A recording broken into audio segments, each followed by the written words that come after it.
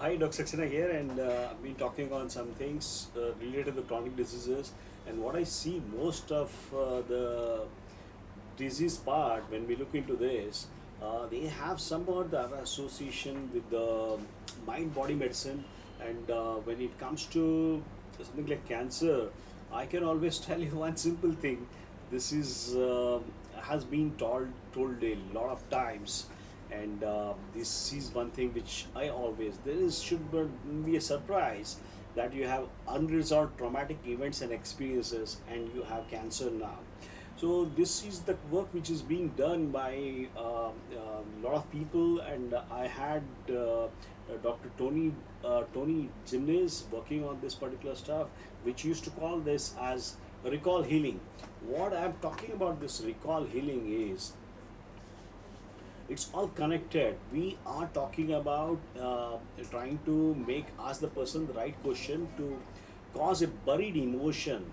A person is asked some leading questions, and we need to understand what and the associated belief or decision to come into awareness enough to be resolved, which often results in resolution of a associated physical or psychological illness. So when it comes to cancer patients, what I've seen is they have usually a lot of pent up, unresolved emotions or trauma which they have nurtured throughout the life, and you need to work on that thing basically to see that you get some resolution. The understanding of these hidden emotions and associated decisions upon the disease process, this is what we need to this process of letting go process, this should be combined with every therapy what we work it out. So what we do in this integrative medicine is trying to work at mind body medicine, trying to work with the recall healing, trying to work at the physical level, trying to work at what is to be done. Yes, I may not get connected with the spiritual in big way, but somewhere I try to understand what are the emotional, what are the intellectual, what are the physical things which the person is into, and try to connect with that.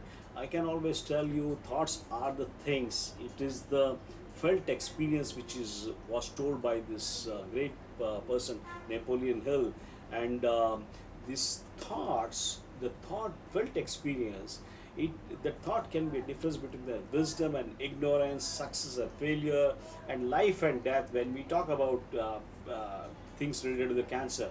So this is one thing which I always try to show this slide, which is unresolved traumatic events leading to cancer.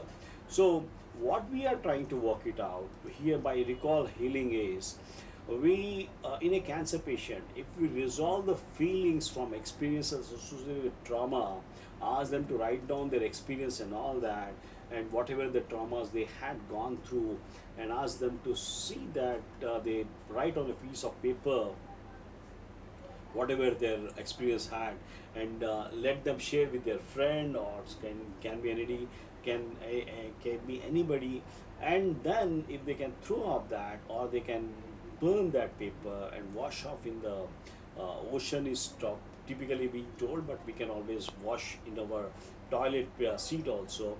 That will bring a big healing experience for the patient.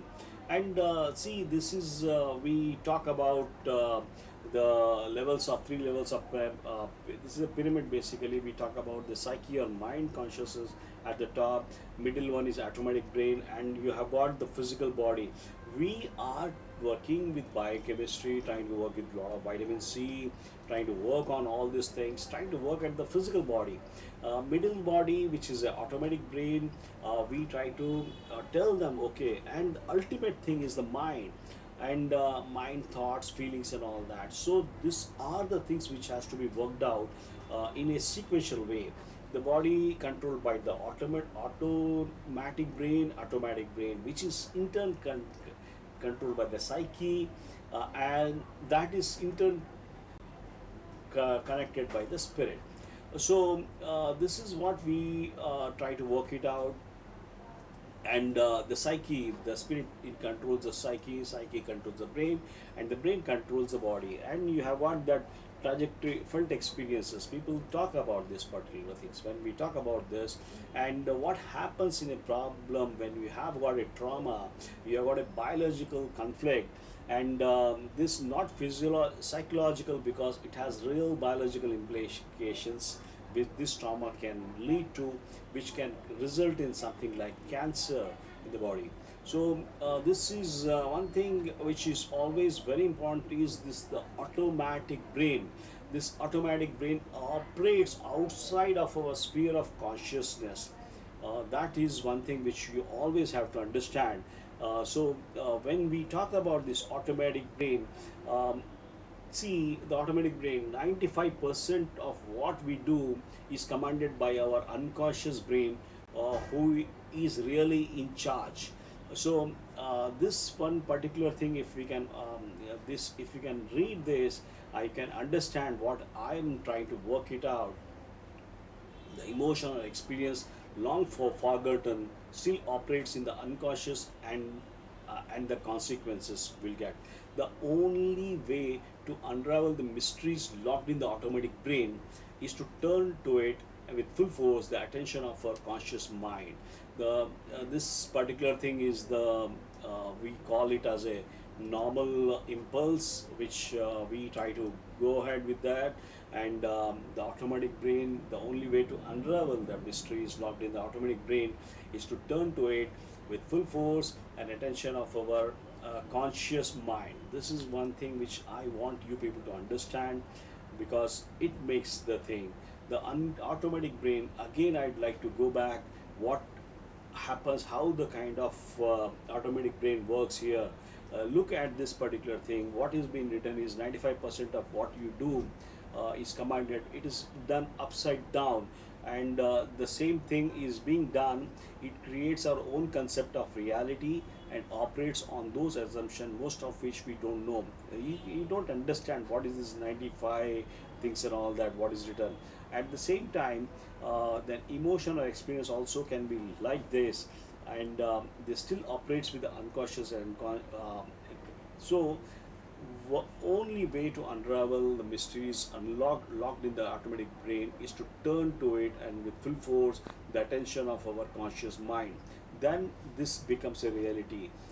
You can see that by a particular pattern, but this has to be done over a kind of thing. It is not easy. When we look at someone having the traumatic impulse, this is the way they have a kind of this one. Whereas a normal impulse looks like this, whereas a traumatic impulse looks like this, and so the brain perceives this particular thing in a different way, and you need to allow the brain to look into this particular thing.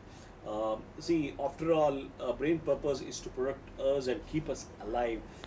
Diverts impulse to The brain diverts impulse to sympathetic nervous system, and the unconscious long-term triggers from the same trauma lead to dysfunction of our autoregulatory system, which leads to disease states including cancer.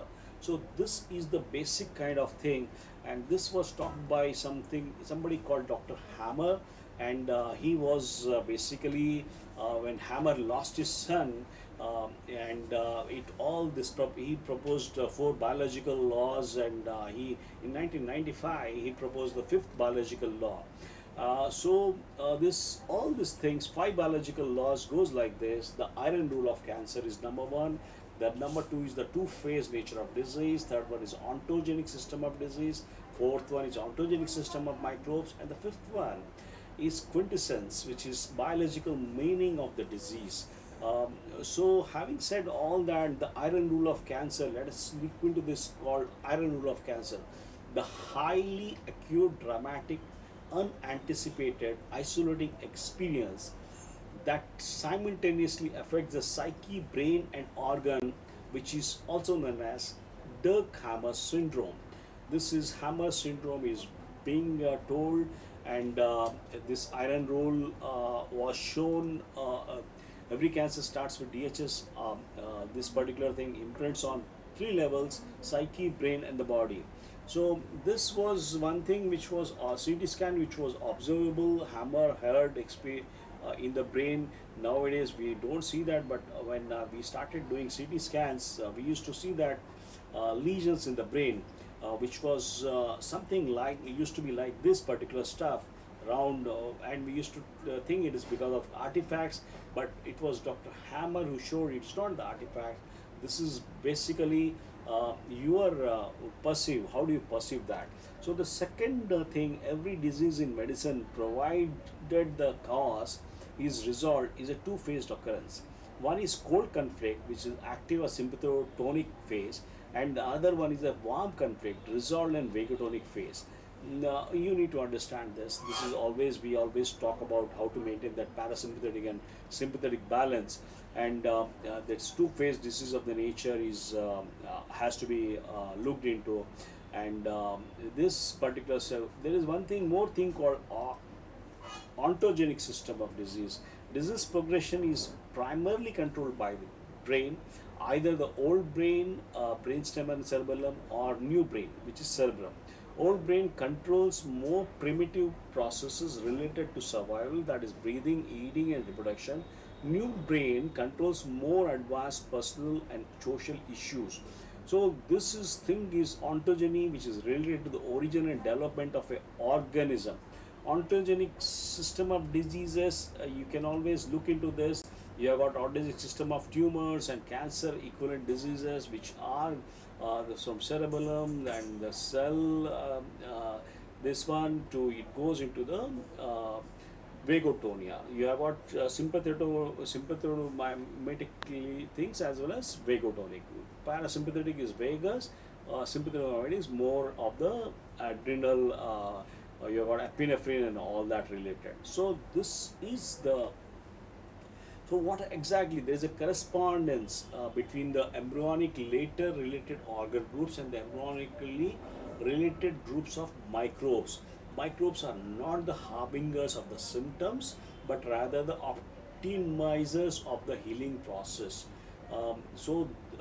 This particular thing is we talk about as ectoderm, mesoderm, and endoderm, which is in the brain. In the ectoderm, we talk about viruses. Mesoderm, we talk about bacteria. There is an overlap of virus here also, but in the endoderm, we have specifically only fungi. Fungi has a mycobacterium is in the mesoderm. There is an overlap here.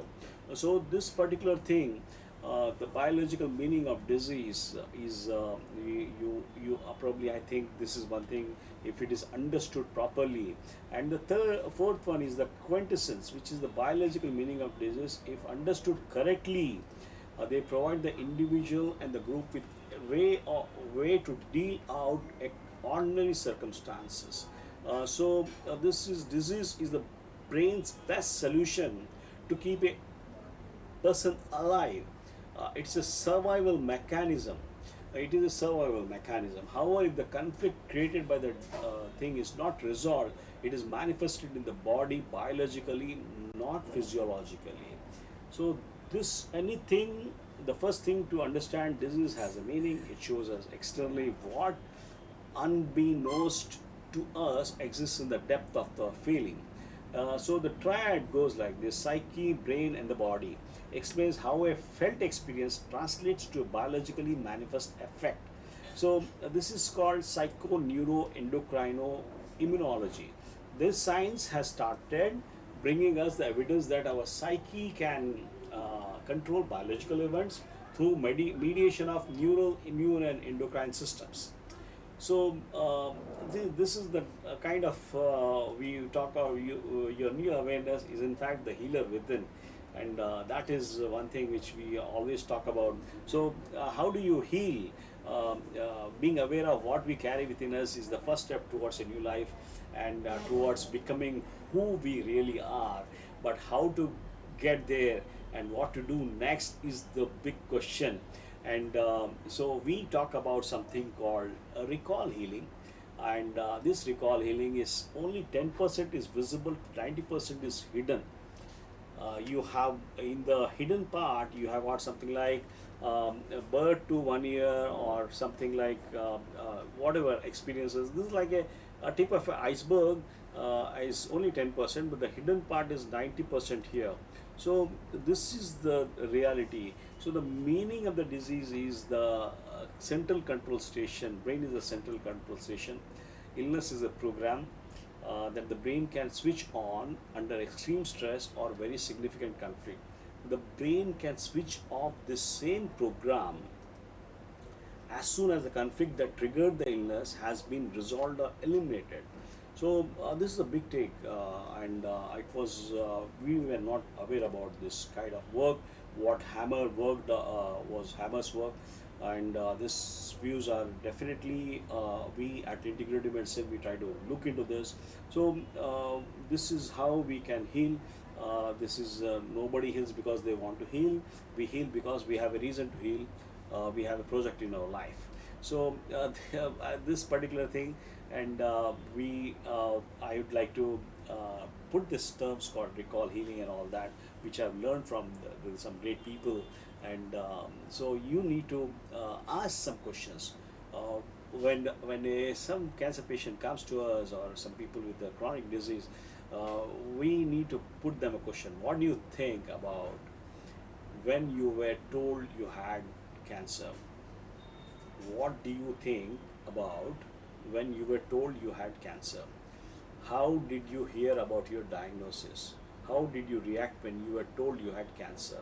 So these are some of the questions we like our patients to answer, and based on this, we try to work on the thing called recall healing with this particular stuff.